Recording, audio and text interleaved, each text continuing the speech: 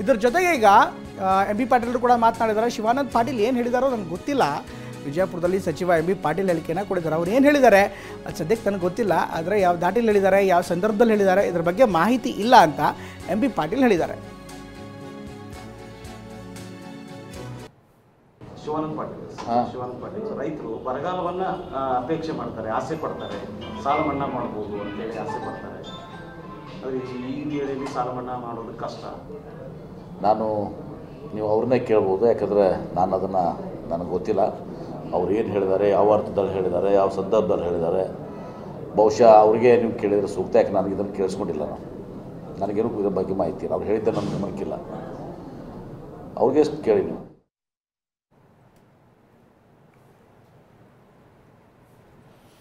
ಇದು ಸಚಿವರುಗಳು ಹೇಳ್ತಾ ಇರುವಂಥ ಮಾತು. ಒಂದು ಕಡೆಗೆ ಬೈರತಿ ಸುರೇಶ್ ಅವರು ಶಿವಾನಂದ ಪಾಟೀಲ್ ಅವರ ಪರವಾಗಿ ಬ್ಯಾಟನ್ನು ಬೆಳೆಸಿದ್ರೆ, ಇನ್ನು ಎಂ ಬಿ ಪಾಟೀಲ್ ಅವರು ಒಂದು ರೀತಿ ಬ್ಯಾಲೆನ್ಸ್ ಆಗಿ ಮಾತನಾಡಿದ್ದಾರೆ. ಅಂದರೆ ಅದರಿಂದ ಅಂತರವನ್ನು ಕಾಯ್ಕೊಂಡಿದ್ದಾರೆ. ಯಾವ ರೀತಿ ಹೇಳಿಕೆ ಕೊಟ್ಟಿದ್ದಾರೋ ಅವರು ಗೊತ್ತಿಲ್ಲ. ಆದರೆ ಈ ವಿಚಾರಕ್ಕೆ ಸಂಬಂಧಪಟ್ಟಂತೆ ನೀವು ಅವರನ್ನೇ ಕೇಳಬೇಕು ಅಂತ ಹೇಳಿದ್ದಾರೆ.